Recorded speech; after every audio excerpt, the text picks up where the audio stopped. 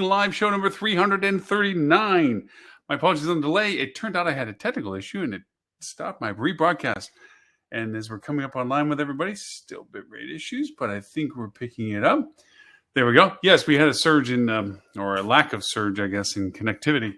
And I was having a problem bitrate and the reshare program wasn't turning on. Yes, technical blah, blah.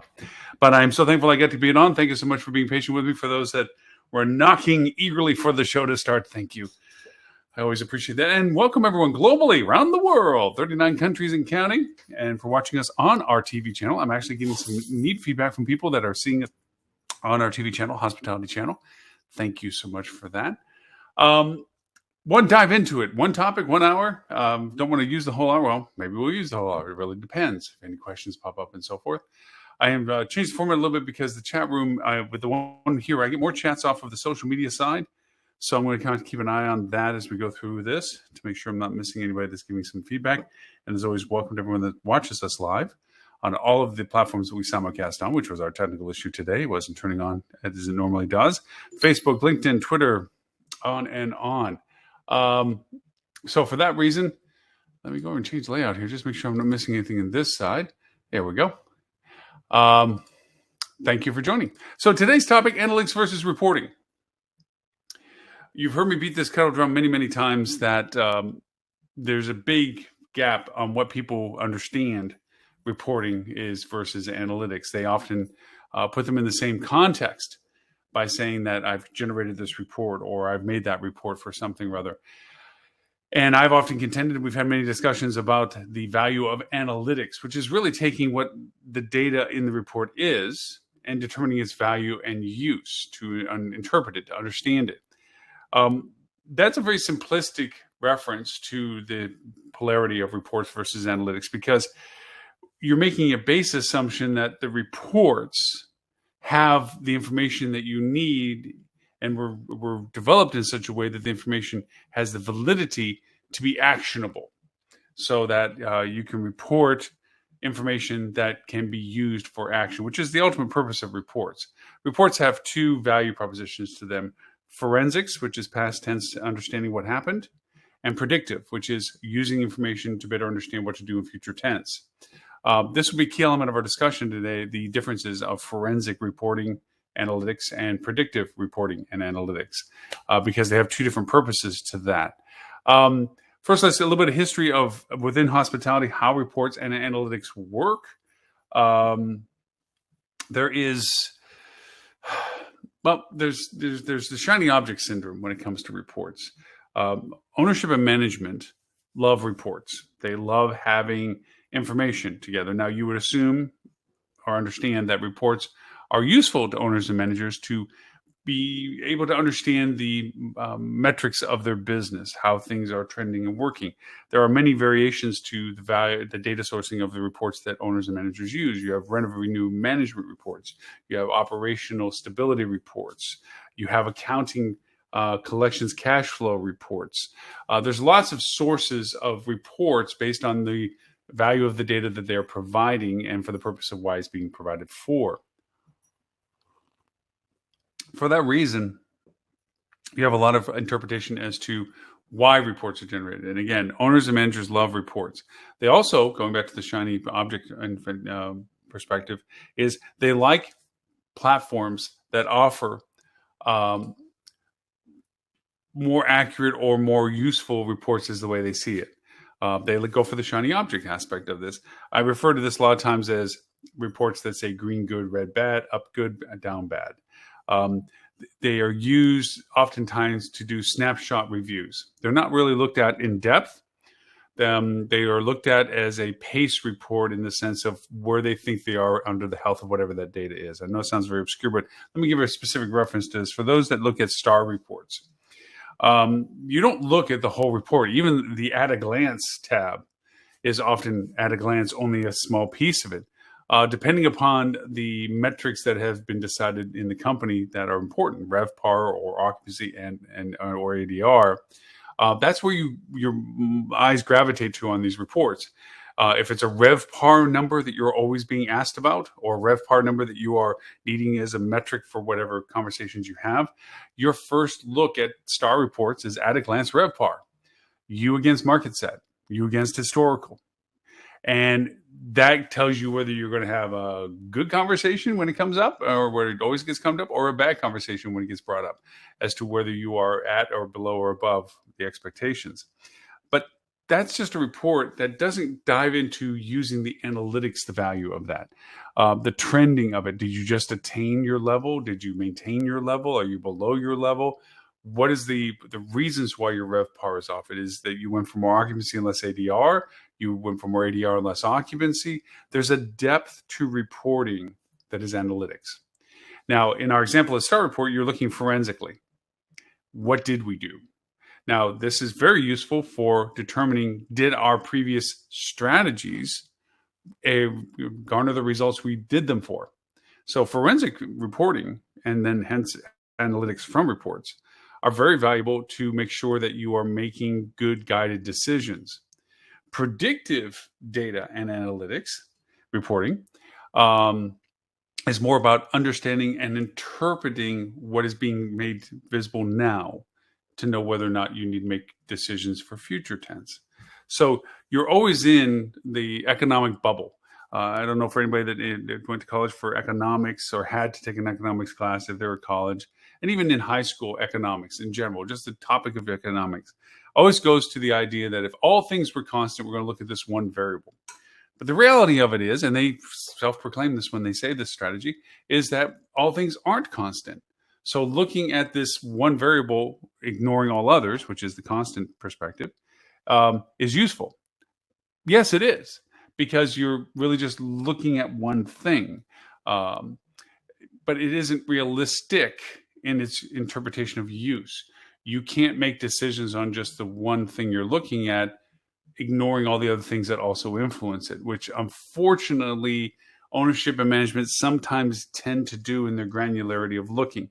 They look at a report for a single value proposition, and they make decisions on that value proposition's relevance, ignoring the fact that it is not functional to make those decisions without adding other variable data sources in to say, well, this is great. We want to do this with this one thing. We want to increase RevPAR. But what really is happening in our market? Are we losing market share? Are we not marketing to get our percentage of voice? Is there a new competitor in market? Are we not pricing ourselves in the market sensitivity of demand? So there's other things that go on with this decision of just, well, we want to increase RevPAR. Sometimes, based on the diversity of ownership and management's, all these things that they're doing, they tend to make what I consider to be snap decisions based on single point data. RevPAR is down. Go fix it. I want you to jack ADR. That sounds great. In your knowledge of how this works, and it can be very valuable knowledge, you think push that button and it's going to solve that particular issue. Problem is, ADR can't be yielded because there's a lack of demand to market. You have a comp set that's underpinning your price strategy. You have better product to market, and the honeymoon period with them is diluting your demand that you historically had. There's lots of things that change the value of those kind of forensic decisions.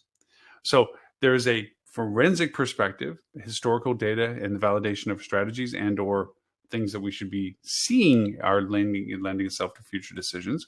And then you have proactive decisions going forward. Now, when I said shiny object thing, there's a lot of service providers out there that are constantly improving their UI, user interface, with their products to make it prettier, shinier, sexier, lipstick kind of thing. And it sells more usages to other ownerships when they see a report that's like, hey, rather than look at a bunch of numbers, this gives you great little people pointing up saying your numbers are going up and they're green people. And so green is good and pointing up is good. And red people pointing down are bad. And they buy into it because they, one, have lots of reports to look at. Two, they don't want to know how the hot dog is made. They just want to love hot dogs. Okay. So they just want the thing that they think they need to know about. There is a dark side to reporting that we've mentioned in other shows before, and that is reports for report's sake. I know from a property level, when I was at property level, I always was very aggravated by the persistent and expansive demands from corporate on the number of reports that we needed to provide to them. Often, and I've heard this many times when the roles reversed and I was at corporate, that I could spend all my day just reporting to you what we should be doing while not getting it done. And that is one of those things of report paralysis that comes out of this, that you're so caught up with a death of 1,000 cuts. This Department of Corporate wants these reports. This Department of Corporate wants these reports. This Department of Corporate wants these reports, and these Department wants. And so you're trying to satisfy all the demands of those, but in fact, you're spending more time on reporting what to do that you're actually not doing the work. This has even been exacerbated more in our current environment with COVID, with our staffing levels being at such a critical low level that we don't even have the extra hands to help us with this. You may not have a DOS, director of sales, to handle the sales requirement reports that corporate is asking for. You may not have a marketing director or a revenue manager. You might have to be sharing a revenue manager, or there might be centralized third-party revenue management where if you're asking for them to handle these reports from corporate, you're paying them more money to do so, even if they're willing to. These things don't work functionally. And so corporate has to understand what they truly need is information versus just stacking reports on top of another report request and so forth. That being said, not reporting is much worse than over-reporting. Not reporting means that you're making decisions in a bubble. You're doing it on opinion and insight and just gut feelings. And although you may be very good at what you used to do, those gut feelings and interpretations not based on data are really risky decisions. Some people do a phenomenal job of being able to make interpretive decisions without data because they are familiar enough with historical trend to see the things that they see in a way that makes them able to make decisions that they feel are comfortable.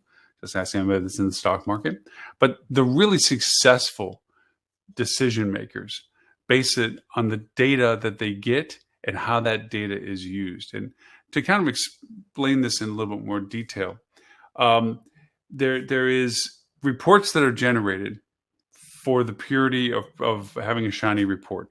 The report gets made, it gets put on the shelf. We have a report. It's right there. Go get it. Hey, do you have a report on it? Yes, I do. Let me email that to you or share that with you. And it's a mea culpa. Okay, check the box. You asked the report. I got the report. If you ever need that information, here it is. The first question about it is that information being used? If it's just a report to have a report, and I've seen plenty of those, it's useless and cost ineffective and everything else. Now, if the data is being used, that's great. But here, let me add the condition. How is the data accumulated? I use a lot of tools. In today's podcast, I'm going to go over some of these tools on garnering data for trends, how to see into data that's out there, and to find your own data based on what your decision processes are.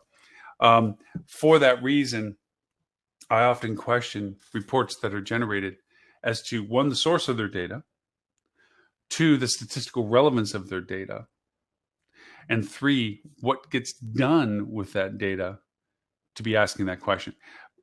To go backwards in that perspective, I have a very fundamental idea of data use. It goes to how I create surveys. It goes to asking questions.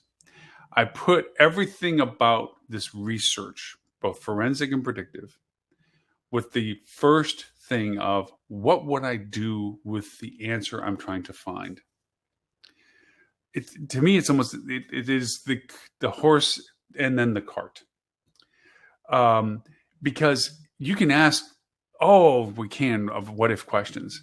How about this? And I have been and still am persistently lost in painting myself in a corner where it's just like going to the internet and you go to search for something. You want to buy AA batteries, and you end up going and booking a room at a hotel for a vacation 6 months from now. How do you put batteries to vacation? Because you don't look linearly. Our world is not a linear world anymore. Our world is a spherical one that we focus in a direction on. But to get there, we're oftentimes in many different directions, many different tangents. Me being tangent prone, as you can tell by the show many times, I can get lost in, I wanted this answer. This is what I wanted. I wanted to understand who was coming to the market at this time of year for what reason. And then I went off on a whole nother tangent of weather patterns for a region based on flight lift. It's kind of what I was looking for, but it wasn't where I wanted to end up at. So for me, it's very critical to know what I would do with the answer that I'm about to ask for. And that keeps you focused, because as you begin to research, truly research data analytically, you can easily see, whoa, I didn't know that. Wow, we could use it for that. If that data was that, and all of a sudden off you go, off into a tangent on the side. And you're not getting to what started the process, which is I needed this answer over here. I don't want to go to option X. I want to stay on item Y. This is the one I want. This is the answer I have. So when I say all of the things you do for forensic and productive data, it's about knowing what you would do with the answer, not the answer itself. Okay.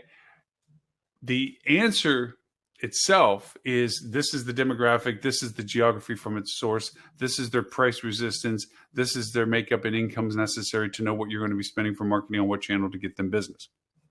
That's the answer. The purpose of why you're asking that is what to do with that answer, and that is to make this X amount more revenue based on targeting this type of information that we would then use from it. That's the usage of it. That's the key element to any data and reporting. Reports are only as good as the data that's used, the confidence of the data that's used, and most importantly, how that data gets actioned on. That only comes from analyzing the report. The report is a static entity. Analytics creates life to it. It gives the value of the data that's in the report. But that report has to use relevant data.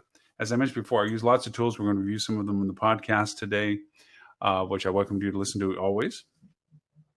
And there's sometimes how you ask the question is how you get the answer.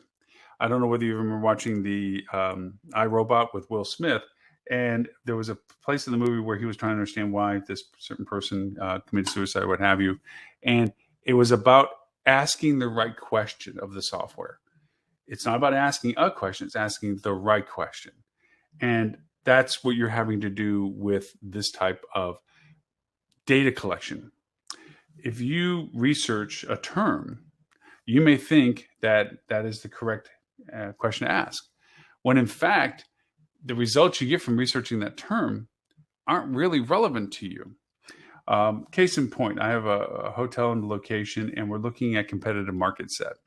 And so I did, using some of these platforms we're going to talk about it in the podcast, I wanted to look at just general geographic traffic, what people are saying related to this market, not related to hotels, not related to anything other than what are people saying about this market in general, just listening to what's being done.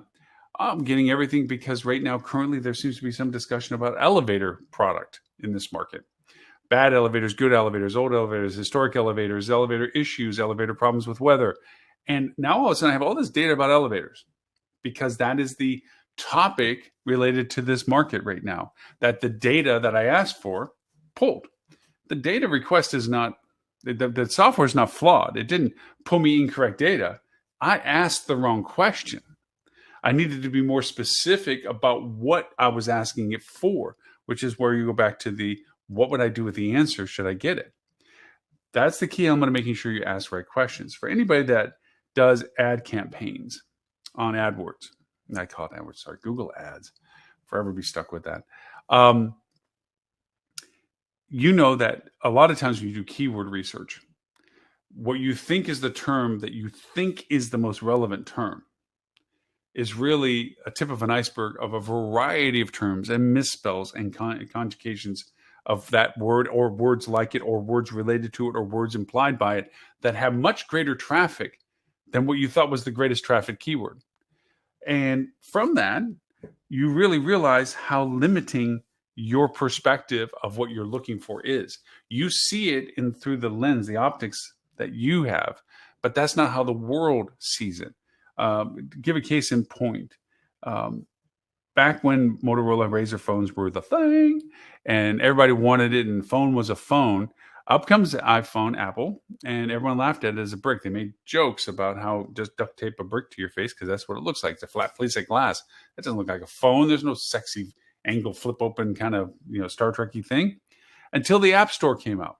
Now, up to this point, Apple and their brilliance and smartness and all the other stuff that they had built what they thought were useful apps for this phone, but it wasn't people looked at it as like, oh, okay, so it does that. Whoopee, I don't need that. I don't need a calendar on my phone, or I didn't need the whatever it is that Apple first put on the phone, the iPhone 3, or the iPhone, before even the iPhone 3, until the App Store opened up. And then all of a sudden, all these other variations of applications that the phone is willing to do, people were coming up with is like, wow, wouldn't it be cool if we could show a weather map on your phone to show you where you're standing versus the clouds, and all that, and or if you held it up and looked at the stars in the sky, and all these things that nobody had thought about at Apple to do, but opening it up to the public allowed them to do.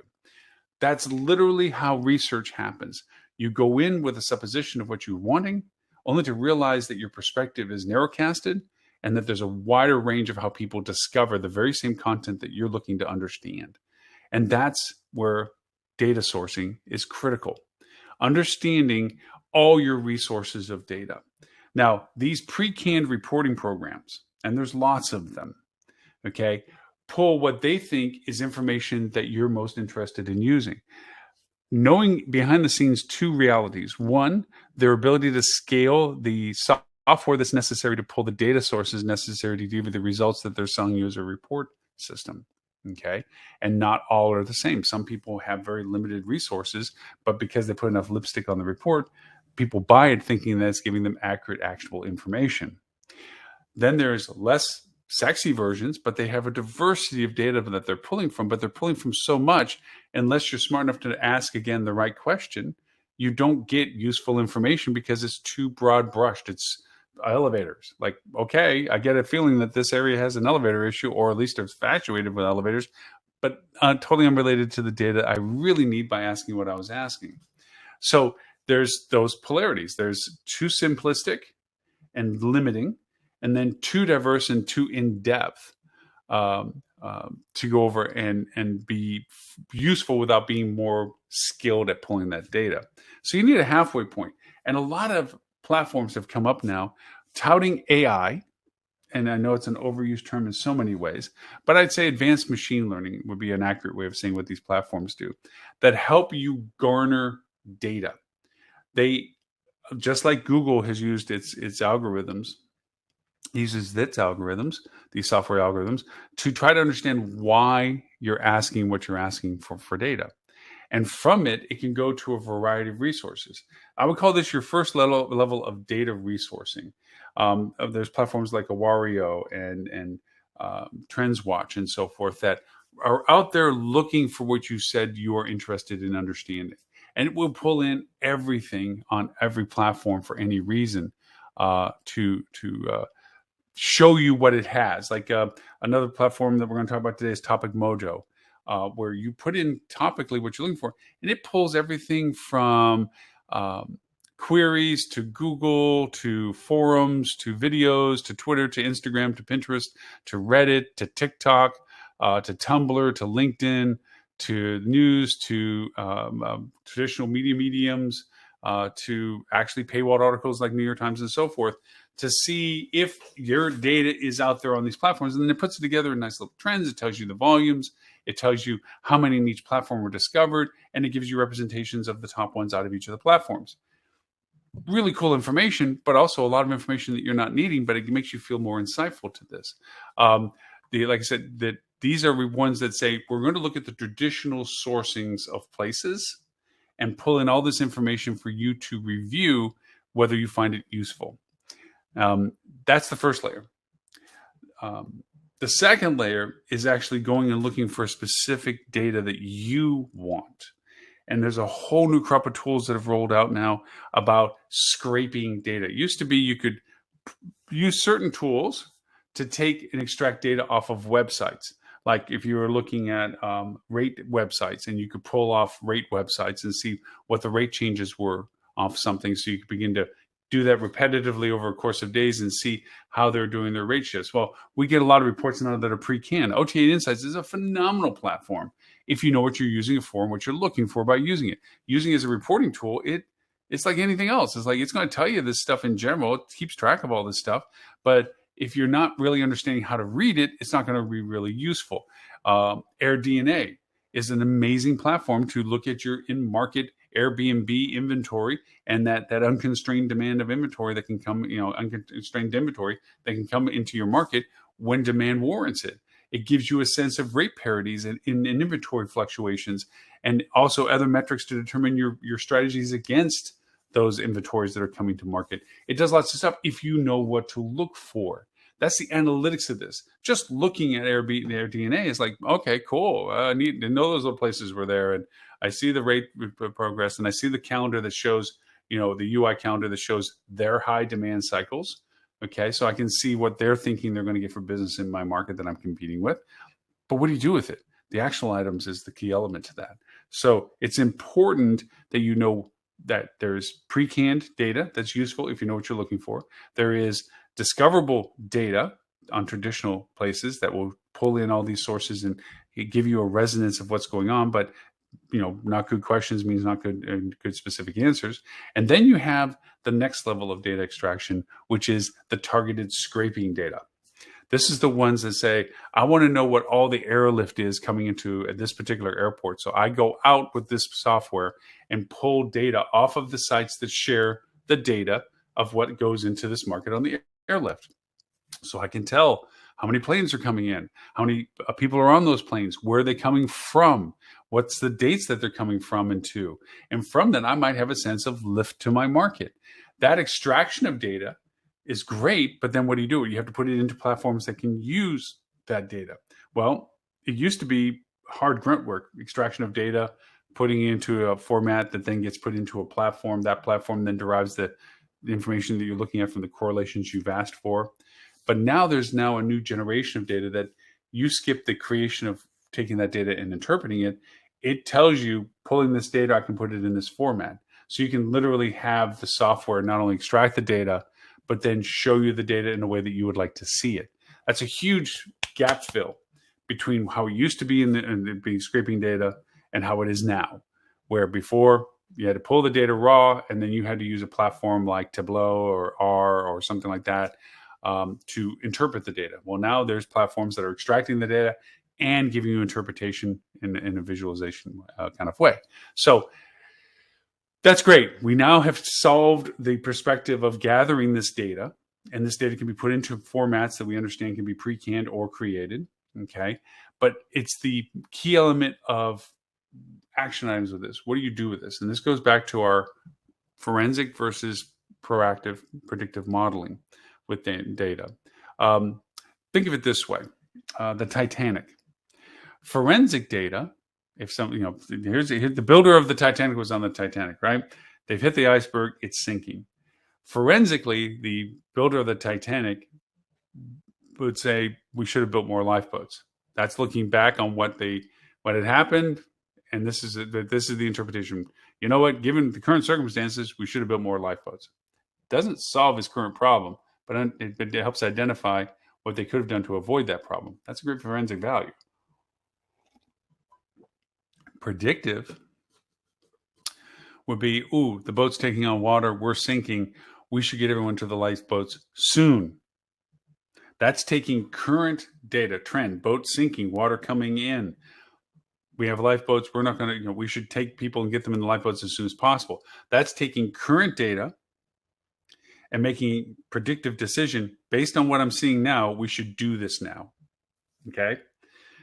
The actualization of all this is a lot of people didn't and a lot of people passed. So not acting on the information that was available, not seeing the data for what it was at the time that it was happening, did not prevent them from making a bad choice later, saying, I wish I was on the lifeboat. So that's the difference between forensic and predictive. Knowing what to do with the data forensically is to say we should have done this now knowing this. Predictive is we should be doing this now because of what it shows us we were aware of.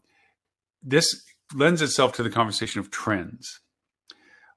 Trends like volcanoes and earthquakes, there are indications that something is going to be about happening. You look at all these people in the stock market. The adage is buy low, sell high. Buy low, sell high. Problem is you don't know which is which. That's why you see the volatility of a stock market, because in mass, a lot of people, like Facebook yesterday, terrible day because of lots of reasons. We can do that with the news conversation. Their stock went down. the reason why it would go back up is because people are now saying, oh, let me get it while the price is down, because like they're believing that Facebook will begin to recover from the downage, and they're going to be the recipients of benefits because they were able to buy low and they could hopefully later sell high. The problem is that's a reactionary response to current environment. There are so many people that knew to sell when they did because they were holding it high, that they did sell it. So that's why you saw the prices go down. They knew before Facebook was reporting the numbers that made everybody else react to it, that Facebook was in a position to have that happen. How? Okay, well, it's not insider trading. It's watching trends. It's watching data related to it because you're looking for it to know to make decisions before a reactive decision is made. These are the people that make the larger money. It's as strange as it is. I mean, even what's going on with the NFL about how people know information before it actually turns into common knowledge. We're faced with that every day. You have people that are our previous guest host, Robert Cole, is phenomenal with this on data research. He looks at data and says, "Woo, this is not looking good for this. This is going in the wrong direction for this or that." Meanwhile, everybody else is reporting clickbait headlines: "Best economy ever. This is this. This is this." And Robert's back there going, "Yeah, right now you're still riding the rocket burn of this, but the trend is that this bubble is going to burst, or this is going to change. This can't keep doing this." And Robert has been right more times than ever been wrong. That's for sure. This predictive trending, this looking at indicators and data, there's a lot more data source availability to this. This is when the Awarios and so forth of that pattern data poll information that you have that says, okay, let me look at these indicators. How many flights are coming to my market? Ooh, look, it's going down. Why is it going down? Is it because of season? You would know that because you have that information. Is it going down because of some news article that we have an influx of COVID in our region? Is it whatever? But understanding by looking at these indicators for the reason you want to look at those indicators to say, what does this mean? What should I take away from this? Obviously, looking backwards is hindsight's 20/20. It's an old phrase that we often use. So looking at the data after it's happened and then knowing what we know, how it happened, when it did, okay, is history. It is often said, if you don't learn from history, it's destined to repeat itself. The mistakes you made then, if you didn't learn from them, or at least come back from a way of interpreting them, you're destined to repeat the same mistake again because you're going to act the same way the second time. Reports and analytics help with changing how you respond in future tense. Not everything can be seen. No one predicated COVID to the extent that it was. Yes, we missed early signals at the beginning for a variety of political reasons, but nobody really, from going forward for all the things that have happened, predicted the resistance to vaccine taking from stupid people and all this other stuff. And because of that, we are in the position that we are going through the Omicrons and everything else. Vaccines were released, and yet here we are again, still a year later, doing the same things, having the same impact on our industry. There's indicators where you listen to, like Bill Gates saying that back in the day that he predicted that 50% of the business travel would not return. And here American Express just came out with a statement saying that they believe from their perspective that a third of the business travel will permanently never come back. We all hope they're wrong, but there's indicators that say they're more likely to be right than they are wrong at this point. These are indicators to trends. Just like a volcano, the seismometer is like, there's activity, there's more activity, there's more activity. It seems like there's a trend that this volcano is going to have something happen, it's going to erupt. That's what we do in our analytics of data. We're looking for those indicators. Well, it goes back to one of the first things I said, which was, what would you do with the answer? It's one thing to look and see the bubbles and bops of things that are going on, and then try to understand why it is. Like, oh, well, that Facebook's prices went down because of their reduction in traffic day over day. The first time it went down instead of up, and so forth and so on. We can see the causation after it's apparent. But what's really rocking, which makes everybody so valuable to those that do it well, is the person a week ago that sold off their Facebook stock knowing we're going to be hitting this wrinkle and making high margin off of it. Now that the prices are low, they're taking the opportunity to pick it back up as it goes back up. They just cashed in for some nice reward, which is what the purpose of them doing that is. So same too with us for inventory to our hotels. I had very successful, and this goes back to the old school of pulling data and then putting it into a format that's understandable. I was using Tableau. We were trying to understand airlift to the airports in the market that we had the clients with. And so we started scraping data about the flights coming to that town. The first thing we learned is that it's not relevant to the geography because they were coming from other hub airports. So just because they came from Detroit didn't mean they're from Detroit. It just means they went through Detroit a lot of times. So we had to kind of step back one and say, oh, well, what are our actual feeder airports for domestic travel? We understand the international ones. I mean, if you're not in a place like Detroit, New York, Atlanta, or Miami on the East Coast, you're more, or O'Hare, excuse me, then depending upon the airline lift, you're looking at subsidized secondary hubs. And it's not that international travel doesn't come from other places, but they're very specific airlines. So you know from those airlines who they are, so you know where they're coming from. The domestic travel is the tough one to figure out because they come from a variety of hubs. So once you realize which hubs are used to distribute to that your geographic location, then you go to those hubs to determine what feeder markets they're marketing to. Where do the people come from to go through that hub to go to your destination? And that then correlates to your data of people looking at your websites to say, does that match? Are people from these geographic areas for the airlift coming to your hotel by looking at your hotel as well? So you'd begin to create these filters of whether the data is relevant or not. Anyway, what we did do was by determining the airlift, we could see, because the airports airlines control so much of supply and demand for these things, that them raising their rates for airlift didn't necessarily mean they were yielding the last few seats on a plane.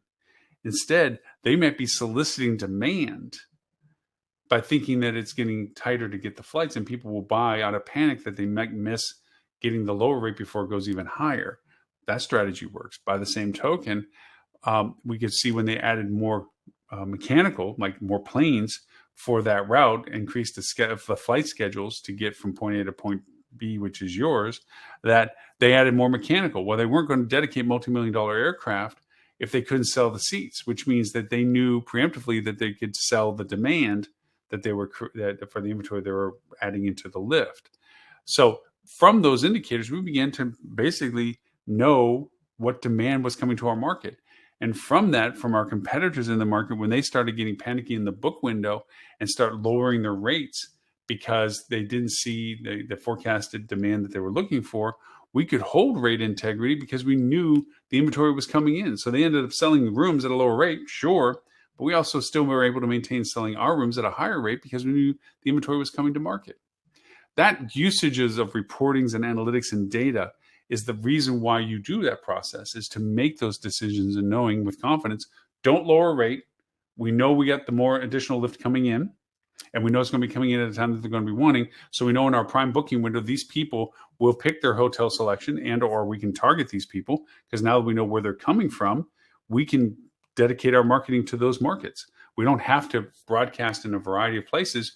We can focus on the markets we know they're coming from and really try to increase our conversions of interest from those markets. That's when you start using data into analytics for the reports that people use to make decisions.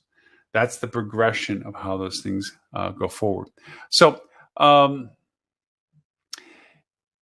like to go back to a couple of things. I have lots of little bullet points that will be in the show notes about how I'm talking through this, and I kind of skip ahead on one and I want to go back.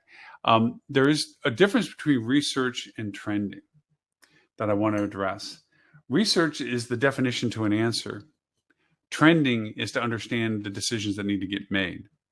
If you're researching data to make a decision, you're looking from it from two perspectives. Is it validating what I'm presuming while I'm researching it? Or is it disproving what it is that I'm trying to validate? Does it basically back up what I'm saying, or does it prove what I'm saying is wrong? Unfortunately, 99% of the people that I deal with or have dealt with historically are always looking for data that supports their position to the exclusion of data that doesn't. They can be presented 20 different things, and 19 of them do not agree with what they are proposing. But the one that does is the one they hang on. Oh, well, this study, it looks like, that proves what I'm saying. But these 19 other ones didn't. And they ignore those. So I earnestly, when you do these reporting analytics and data aggregation discussions, look at making sure that the egos and the sandboxes and the hidden agendas get as removed as much as possible out of the dialogue. Data is data. Now, I'll say that with the caveat being that statistics are statistics, and you can make any statistic validate your position as long as you exclude the statistic that doesn't. So data is data as long as you include all the factors of data and not just the ones that support what you're trying to propose and ignore the ones that aren't. There's a relevancy factor. It's fun because I always use movie analogies in the Minority Report. Literally, the name of the movie is the context that I'm referring to. Most of the conversation is a majority, but there is always a Minority Report of discussion saying, I don't quite believe this data backs that up. Now, that creates within statistical data, for anybody that uses data stuff, confidence factors. Nothing, I wouldn't say nothing, most everything is not 100% confidence factor. There is always, maybe not, 1%, 5%, 10%. But in confidence factor creation with data, you have a threshold that says above this threshold, I accept that this data is more likely to be right than it is wrong. You're not dealing in absolutes, you're dealing in probability. And usually my marker is 85%. If anything is above 85% in confidence factor of the data that I'm getting, then I believe it is more likely to be right than it is to be wrong. Doesn't mean it can't be wrong. It just means it's more likely to be right. Or this direction versus that direction, really. It's not a right and wrong. That is the honesty of sharing your decision. It's not, I'm all in for my best dang idea ever since sliced bread. That's you. Yeah, you got it. No, it's like, look, I think from all the data we're able to pull for the data we think is relevant and all the data that we wanted to understand to make sure that it was relevant to what you're asking about, and hence, again, the answer before asking the question, we have a 90% confidence that it is what we think it is this way. There's still 10%. Now, you may say, well, that's just so you always have an exit door. Yeah, sure, it can be used that if you use it that way. There is always an improbability of, going back to the economic scale, as much as you try to keep everything constant to look at one variable, it's not. So you don't know what you don't know. And there are data sources out there or things that can happen that you didn't account for in your calculation because you were unaware of it. Again, you don't know what you don't know. That influenced it in a way that 10% that said it wasn't possibly right was activated. It rained that day, so the flights didn't go out, or it snowed that day and the flights didn't go out, so the lift didn't come, so the occupancy wasn't there and the demand wasn't there and the prices were too high, and the people that did come in optimized the lower prices from your competitors while we're still waiting for the other plane that never showed up. It happens. The idea is that you don't crucify someone and say, well, you were totally wrong, we're going to go over and blame you for everything. All of you just knock the dust off and say, well, let's add that to our query next time. How can we take what we learned out of this to help with the second problem, which is not to have it happen again? How do we take that? We solve this current problem and, more importantly, solve the future problem. So how you extract data and how you create confidences of that data is literally based on what you're looking at the data for. That is a report that's generated. And then the analytics from that is how do you look at that reported data and say, what is it that I was looking for that made me go this path? And from that, is it something that is the way I planned it? Do I need to change my strategy? And how much confidence factor do I have in that decision product? So the other admonishments to all of this is be careful of the polish of a report versus the actual meat and value of the report. I can put some lipstick on a report. I can make it look like great news, even though it's the worst news. I think of the Super Bowl commercial for the career site that I no longer remember the ad for, which lends itself to the commercials, where the guy was working in a meeting space and all of his coworkers were chimpanzees. They're talking about, and he put the chart showing the arrow down, and they're like, oh, no, we don't. The monkeys were very upset, and so he flipped it so the arrow was going up, and all monkeys are celebrating, and smoking cigars and all this other stuff, and making him dance like that's all good news. It's be careful about polishing the interpretation of the data to the reality of the data itself. Don't get lost in the glitz of the report to notice how the report is telling you the data, how it's being represented. Going back to the statistics I was mentioning, statistics, like you can make any statistic work in your favor just by ignoring the statistics that don't. Same too with polish over product. If you are highlighting the presentation of the data and missing the value of the data, it's not a good report, and certainly not worth analyzing, or you don't want it to be analyzed because you don't want people to realize that you just sold them bad news. Looking at my other items here, discovering data before it's commonly known. This is my point I was trying to make when I made the statement of discovering data before it's commonly known. This is the element of predictive modeling. This is seeing trend or seeing an insight before everyone else sees it. I've told you that the three bane questions of any C-level discussion is how much does it cost, how much we're going to make off of it, and the bane of the third one is who else is doing this. Because nobody wants to be the trendsetter where there's a risk of failure, because failure means responsibility means negative, and everyone's out to make sure that they are what I call deniable culpability, close enough for if it succeeds to be jumping on the wagon, far enough away if it blows up and fails to be able to discount yourself from having been a part of it. So when it comes to looking for insights, that's a risk aversion model that has to be decided on. How risky do we want to be? How, when you're doing your own investments, you have to do an analysis of how risk prone are you? Are you more in the security of I'll be less risky and slower in my growth, but safe in doing it? Or am I willing to always throw the chips in the middle of the table when I have a pair? And, that modality goes into your management style, and it goes into your leadership style, and it goes into your data collection style. If you're just looking for anything that gives you a pinpoint of light to say, oh, you know what? That seems they're fine. The factors of information are not completely there. The detail of making that decision is not completely there, but your gut feeling says, based on this one twinge of possibility, that's worth chasing down.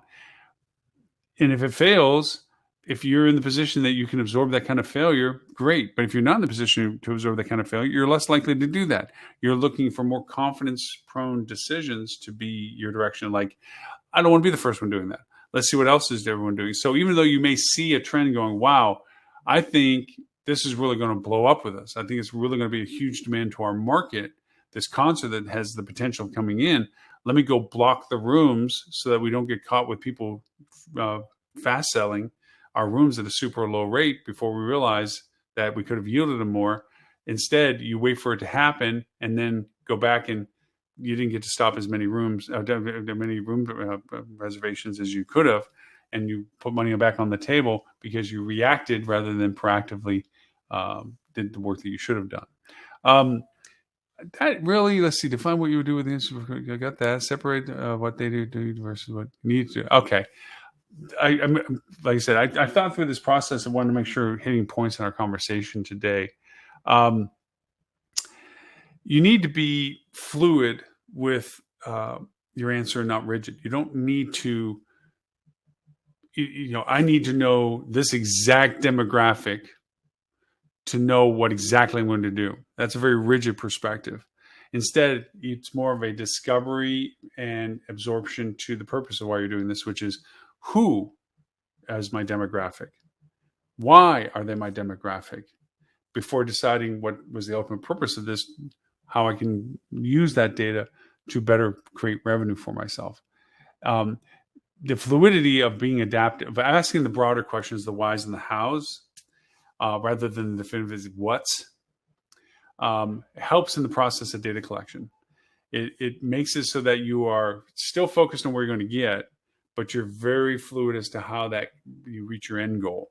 You're not just blocking through walls to get to the point straight line, because a straight line means you're going to ignore other opportunities that might have been easier and or more valuable for you. So being a little bit more adaptive to how you gather data, it doesn't mean you follow tangents. It just means you're more open to understanding how outside influences that you didn't start the project with might now interpret the change of how the results of the project that you're doing are. Also, people get caught up in glamour data, things that validate. Remember, going back to the two types of people, validating your perspective versus defying your perspective. A lot of people get caught up with looking for the glamour metrics. Look at what we did, and look at all the people that saw it. Well, that doesn't end up to your central KPI, which is how much revenue did you make from the effort. You can't bring likes to the bank. It's been an old statement for a long time. So defining the goal, defining the metric for the goal, and keeping everything that you're talking about that goal in the sense of data reporting and analytics as being relevant to that. That's a key element to the process of that. So I think rather than me rambling around, I think I've hit all the points I wanted to make today when it came to analytics and how to make sense of the noise. I'd like to recap this from a perspective of this. If reports are being generated for the purity of just making a report, that needs to stop. It's a waste of time, which is more valuable than a waste of money, but it's a waste of time. Time is the most precious commodity, especially given our labor issues.